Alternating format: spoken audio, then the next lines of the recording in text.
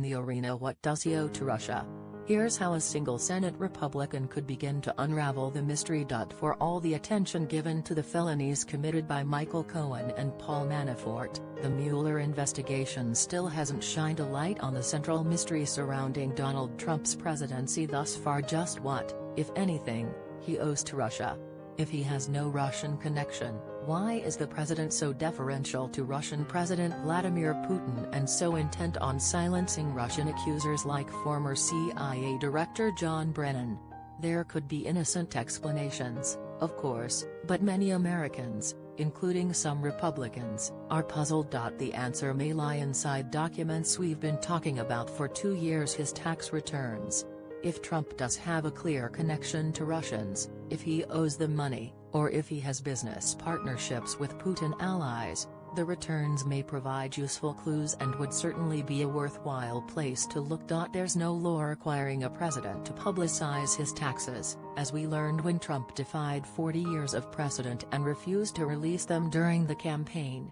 Senate Minority Leader Chuck Schumer has urged new legislation to obtain the president's tax returns to begin finding answers, but that idea doesn't seem very promising. Even if Schumer got the Republican majority to sign on, or the Democrats took both houses of Congress in November, it would still require a virtually impossible supermajority in both houses to overcome a likely presidential veto. But according to the rules already on the books, the Senate doesn't need a new law to see Trump's returns. Rather, action by a single Senate Republican may be all that is needed to initiate an immediate investigation of Trump's tax returns and begin the process of discovery. According to a law passed in 1924, in part to address concerns about conflicts of interest involving executive branch officials such as Treasury Secretary Andrew Mellon, the House Ways and Means Committee, the Senate Finance Committee, and the Joint Committee on Taxation have the right to obtain from the IRS any person's tax returns, including the president's, without his consent and to conduct an investigation.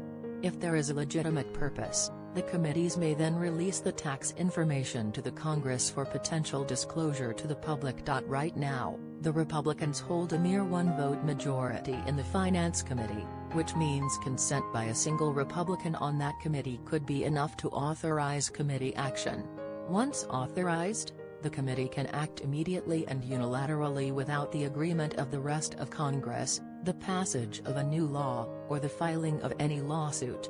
Republican Finance Committee Chairman Orrin Hatchett, a well-respected senior legislator who recently criticized the president's Brennan decision, is just one possible member who might decide enough is enough.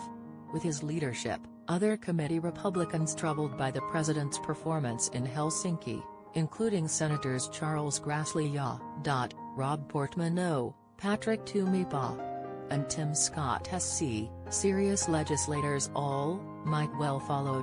What would happen next? As it happens, the structure for an immediate tax investigation is already in place.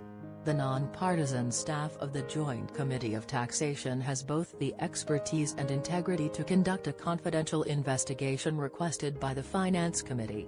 The staff serve as tax experts to all members of Congress, legislators from both parties and in both houses, and maintain a confidential relationship with each in order to protect their competing interests. The same staff carried out an equally sensitive task in the past, the investigation of the tax returns of former President Nixon, in an even-handed, comprehensive manner without a single leak. There is no reason the staff could not perform equally well today. What about Special Counsel Robert Mueller? He, too, is presumably trying to unravel this mystery, possibly with the help of the president's tax returns, as well as any new information that may be forthcoming from Cohen and Manafort. But compared to the tax committees, Mueller's right to access and reveal any tax information is quite restricted. If he persuades a court that the president may have committed a non-tax crime, he could obtain from the IRS only such tax information that may be relevant to the allegations and cannot be obtained from another source. If he can show a possible civil or criminal violation of the tax laws by the president, his access to information would be somewhat broader.